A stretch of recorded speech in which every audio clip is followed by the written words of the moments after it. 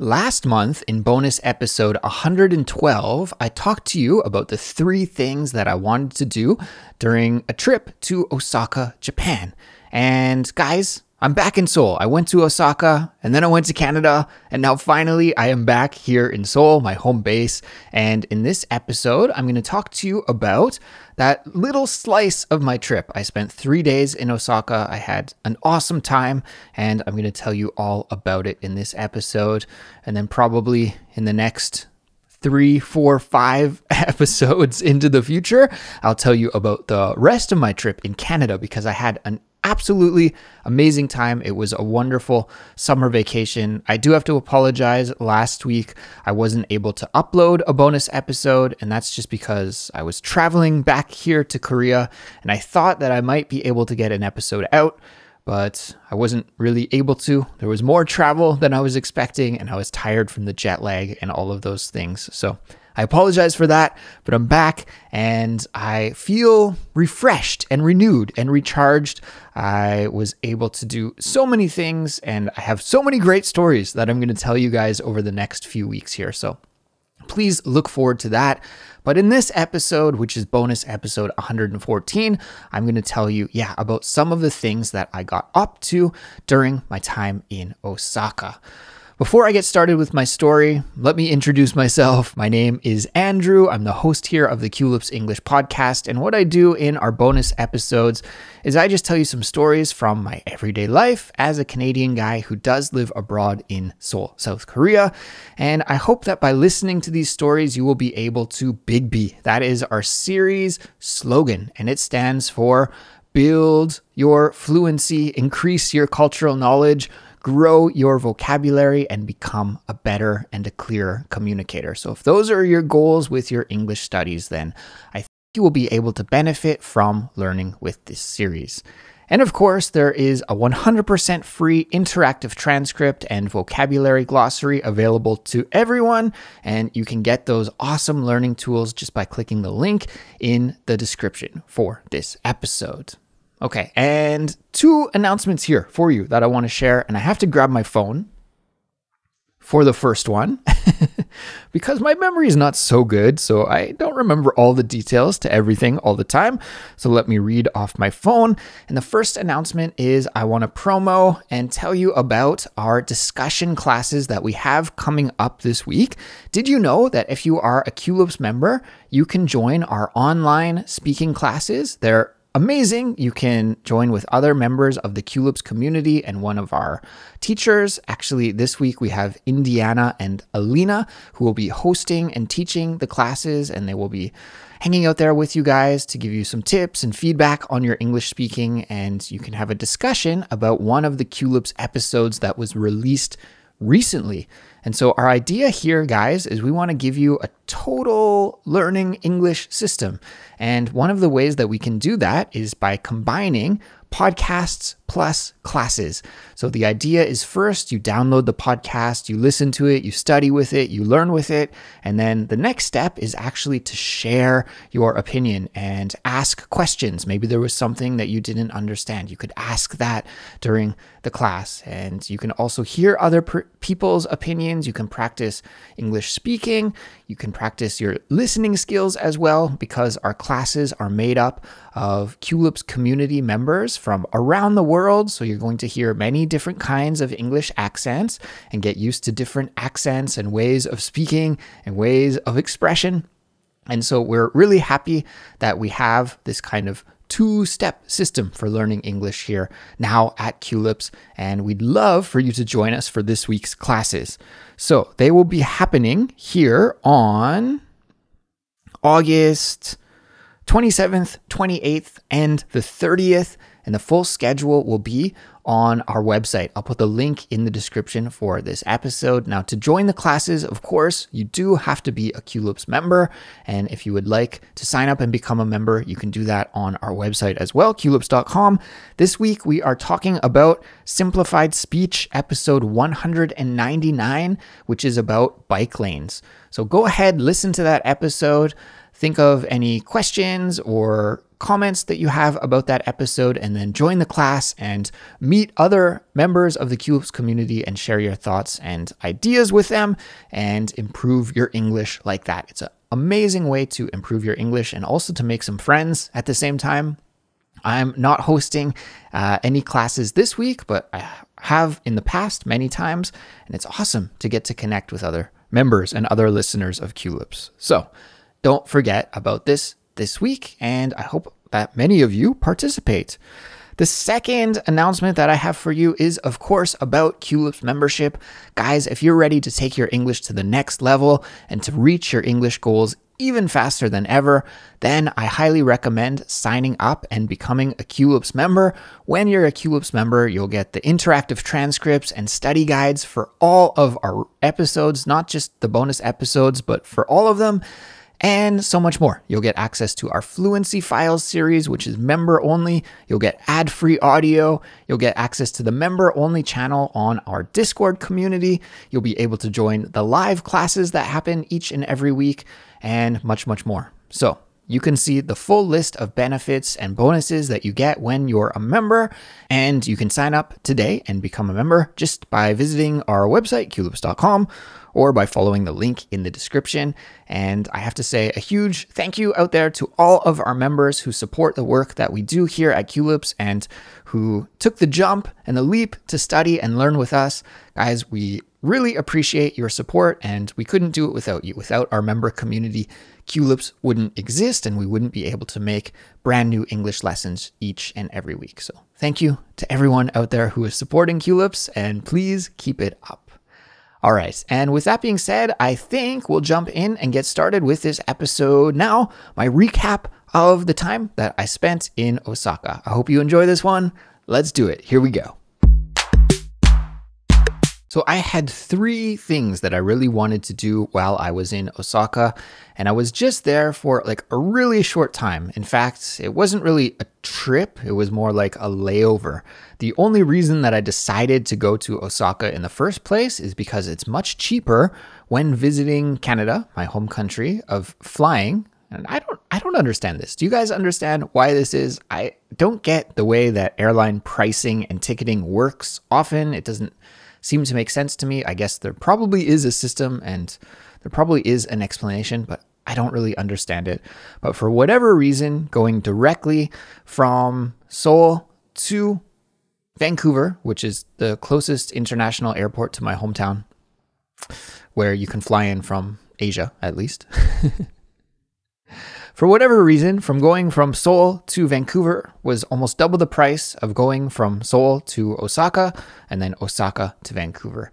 So because I could save some money and also have a nice little layover in Osaka for a couple of days, I decided to go that route home when I visited Canada. So I spent just 2 nights and I guess like technically 2 full days, sort of half day the first time because I arrived in Osaka in the afternoon, and then also a half day on the 3rd day because I had to leave in the afternoon.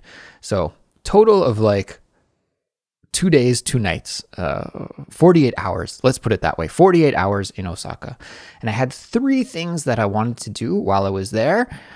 The first thing was the Culips meetup. And once I planned my trip and I realized that I was going to be spending some time in Osaka, I thought, hey, why don't we do a Culips meetup?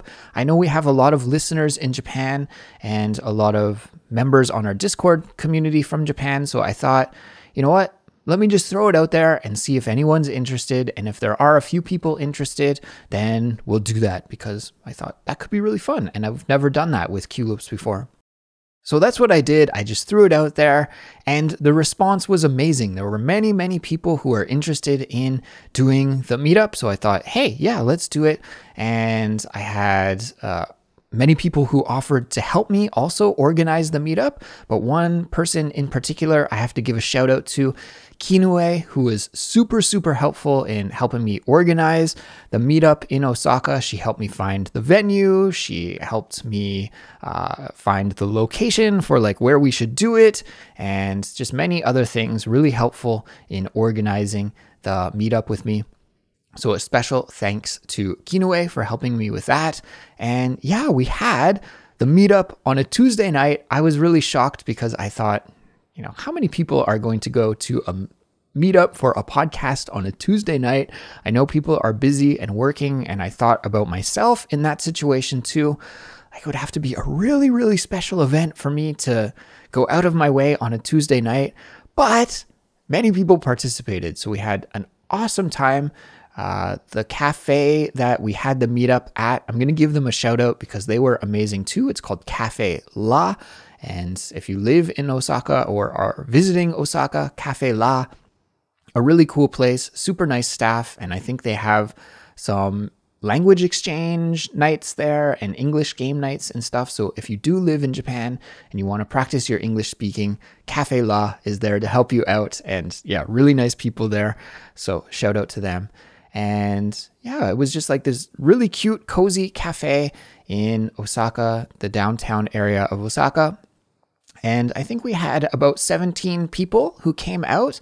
So it was like this small little cafe, but it was nice and cozy there. And I have to say, it was just so nice for me and really cool for me to actually meet some Culips listeners in person. Because often, when I'm doing Culips here, I'm just behind the microphone, either by myself or with one of my co-hosts. And of course, I interact with a lot of listeners out there through email and messages, but it's not too often that I get to meet you guys in real life. So that was a real honor for me. And I have to say, I'm so happy that the Culips community is really awesome. Like all of the people who came to the meetup were so cool and kind and nice and interesting. So I just had an amazing time. Thank you to everyone who did come out to the meetup. And if you weren't able to join us because you don't live in Osaka or you were busy that night or something, I think in the future too, I want to do more of these events. So I do tend to travel quite a bit, I think. And hopefully when I visit other countries and cities in the future, we can do some meetups and maybe even some in Korea here as well, since I do happen to live in Korea.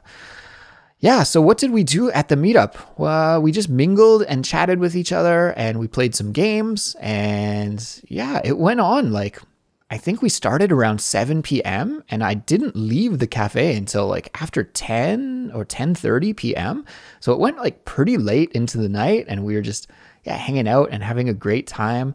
Like I said, really nice to get to know about our listeners in Osaka, and everybody's got a different story and a different background and a different reason why they're learning English. But for all of us to gather here, listening to Culips each and every week, and with the same goal in mind of improving our communication skills, I just think that's so cool. So it was nice, to kind of put some faces to the Culips community instead of just me imagining who the listeners are out there, but to actually meet you guys in real life was super nice.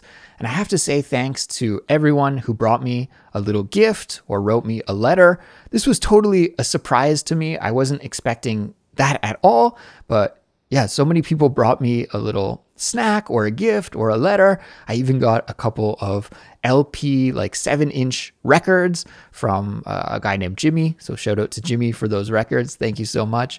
Just really cool guys. So yeah, I don't know if I have too much to say more about the meetup other than that when it finished and I was heading back to my hotel, I thought, this is the reason why I do Culips. This is so cool to be able to help people like this with their English learning journeys, but also for me to be able to connect with you guys and to just feel what I do here at Culips is really worthwhile. I just felt like doing the meetup was a 10 out of 10 experience. And to be honest, if I had to leave the meetup and instead of going back to my hotel, I just had to go back home to Seoul, I still would have been oh my God, this time in Osaka was a 10 out of 10 experience. So yeah, really, really pleased with how that meetup went down. And in the future, I'm going to try and do more of those as well because I want to meet more members of the Culips community. So look forward to announcements about more meetups and events and activities like that sometime in the future, because definitely I'll be doing them again. So yeah, after the meetup, pretty much that was my first night and I was super tired because I had to wake up early. Did I? I guess I didn't tell you guys about this, but my flight to Osaka was really early in the morning. Not super early. Like I think we were scheduled to leave at 9 a.m. But of course, if you want to leave at 9 a.m. on an airplane, you should arrive at the airport by about 7 a.m.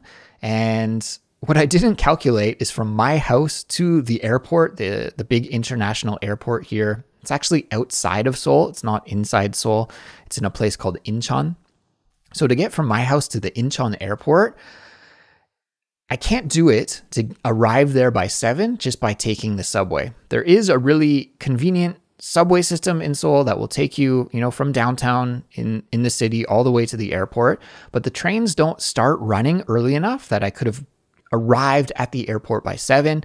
So instead, I had to take an airport bus, and the airport bus that would get me there, I think left at like 5:30. So I was up at around 4:30 or 4 in the morning getting ready. And then, so it was a really early start for me that day. Up at 4:30 on the airport bus to the airport, fly to Osaka, arrive in Osaka. And it's a little bit confusing how to get downtown.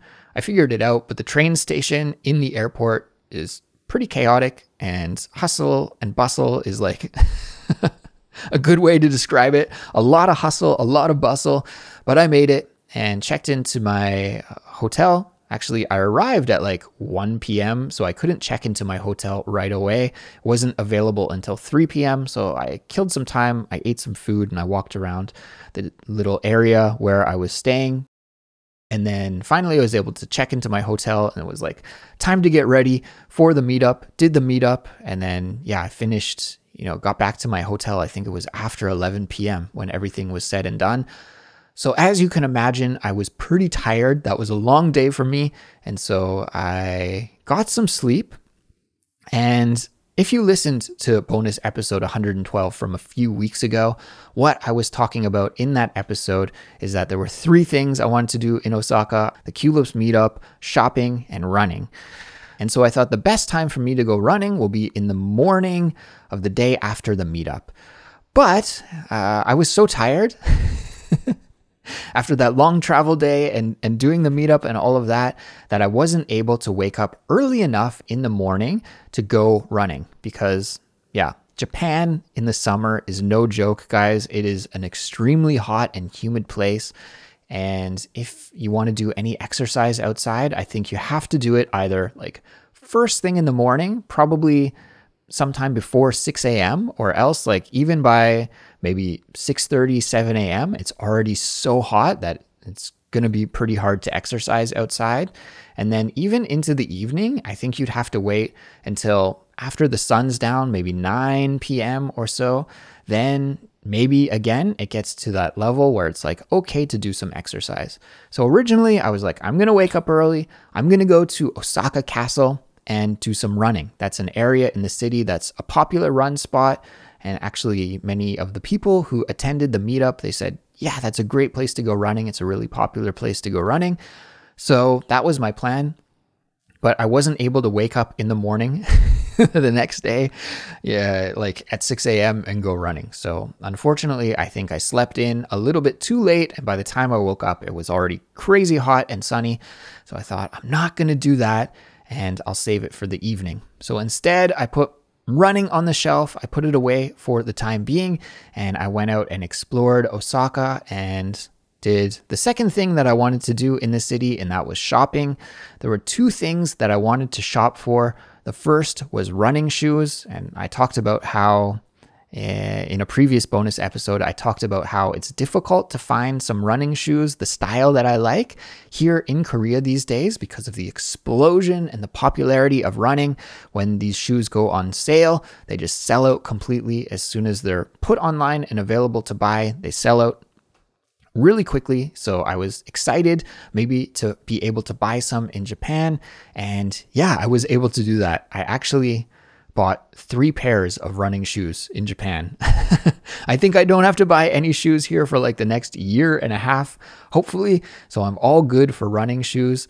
But if you follow the news at all, probably you know that the economy in Japan is not doing as hot as it probably would like and as Japanese people would like. The yen is weaker than it has been historically. And so maybe if you're Japanese, that's not such a good thing. But for me as a tourist, it was a great thing because it means that I could buy the shoes at a cheaper price.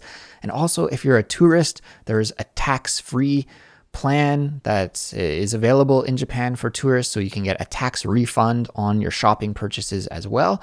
So that means I was able to buy the shoes at a more affordable price than I would have been able to buy them here in Korea or even in Canada, to be honest. So I was happy about that.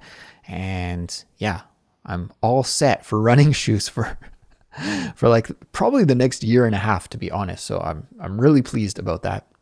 So yeah, I went shopping, I bought my running shoes, and then the next thing that I wanted to do was LP shopping, record shopping. Osaka's got amazing record stores, and I'm kind of a music nerd. I like digging, I like looking for old LPs and used records and just trying to find hidden gems. So I had a list of like things that I wanted to buy. Of course, I'm a huge fan of Japanese music as well. And so I really enjoyed spending the rest of that second day just going from record store to record store to record store and doing some digging and checking out what was available there. And I bought a lot of records. I bought maybe 12 records that day. So yeah, wasn't great for my pocketbook, but it's great for my stereo. And now that I have been back here in Seoul for, I think it's my second day back now, then I have been slowly going through those records and listening to them. And it's awesome. It's a really fulfilling hobby. I love searching for weird and interesting and unique music and then enjoying it here at home. So yeah, shopping on day 2 was a success. And what else did I do? I guess I ate some lunch. I had ramen there, classic Japanese dish, right? It was really good. I enjoyed that. And then after eating lunch, I went out for a coffee, and I had maybe one of the best cups of coffee in my whole life. It was an incredible cup of coffee at this cafe. The name of the cafe is escaping me right now, but if you live in Osaka or are visiting sometime and you would like to have an absolutely amazing cup of coffee, hit me up, send me a message, and I'll let you know about what the cafe was called. It was like this really interesting space. It was in a basement, and I had to go down this big set of stairs to get into the basement, and it was like this room with no windows. And actually, I was the only one there. So I was like, is this cafe open or closed? It was like this, concrete room with no windows, just this guy and a roasting machine. And I guess he's probably the owner of the cafe or something. But I found about this cafe on Google Maps, and some of the reviews were saying like, I'm a coffee nerd, I'm a big coffee geek, and I went to many of the different cafes and roasters in Osaka, and this is the best one. So when I read those kind of reviews, I thought, I got to try this place. So yeah, I went in there. I was the only one there, and I talked to the owner or the barista. I'm not sure exactly what his role was, but he explained about the different roasts that he had and some of the different beans that he roasts, I guess. I'm not a huge, I love drinking coffee, but I'm not a huge coffee enthusiast that I can talk about different beans and roasts with any knowledge. So please excuse me if I sound a little ignorant when I'm talking about this, but he broke it all down for me and explained and recommended a coffee that I might like. And so I had him make up a shot of espresso for me, and it was amazing. It tasted totally different than any coffee I've ever had, and honestly didn't even seem like coffee the way that I knew it. And the first couple of sips, I was a little suspicious. Do I actually like this? But then by the end of the glass, I was like, this is incredible coffee, and just a really unique flavor profile.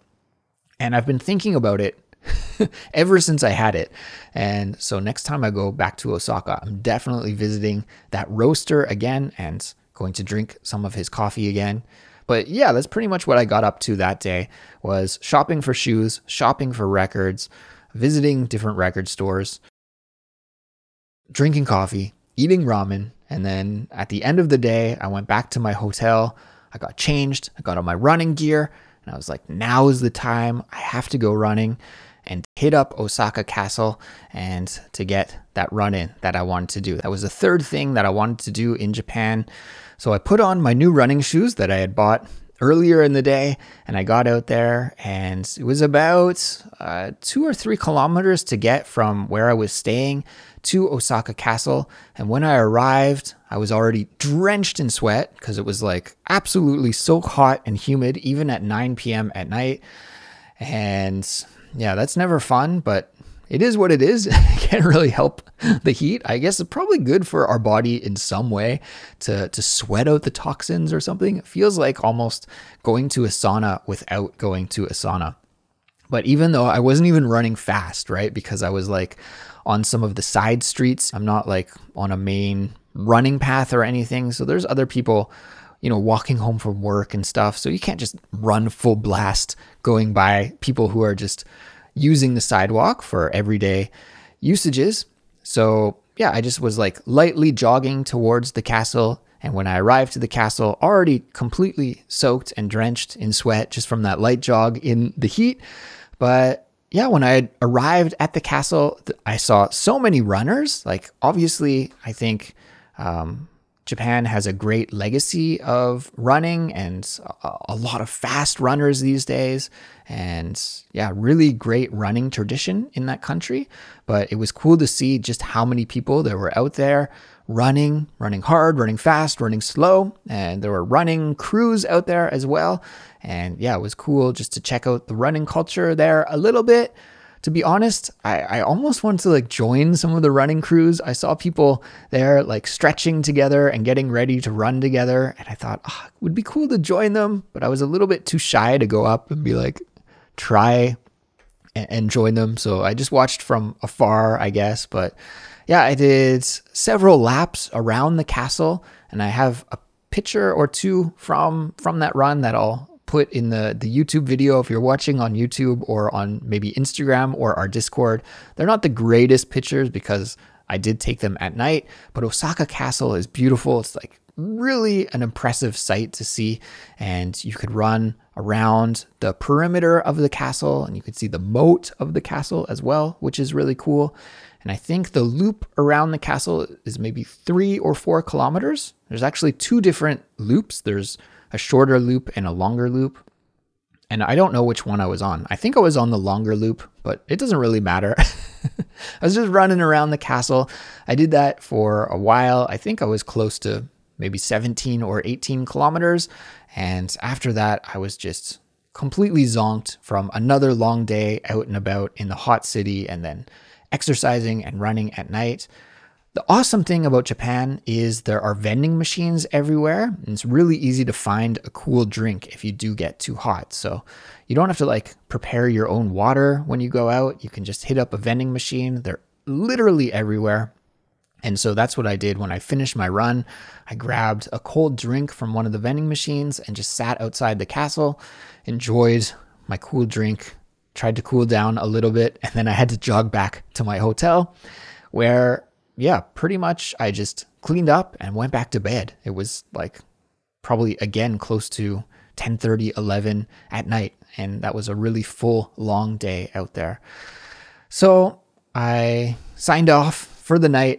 I got a good sleep. I woke up the next morning and it was time to go to Canada. So I had to pack my suitcase. I had to load up all my new things, my new shoes, my new LPs, the gifts that I had got from the people who attended the Culips meetup. My bags were a lot heavier going back to Canada than they were when I came to Japan. I was leaving with a lot of stuff. But I packed up my bags, checked out of my hotel. I took the subway to get to the airport. I guess the subway to the airport train, and then the airport train to the airport. And it was time to head out and fly to Canada. So it was a pretty short time. Like I said, only about 48 hours total in Japan, but my experience was a 10 out of 10. It was probably the best Japanese trip I've ever had. Although I don't want to say my other trips were bad, but this one was just really, really good. So it takes top place. in my books anyways.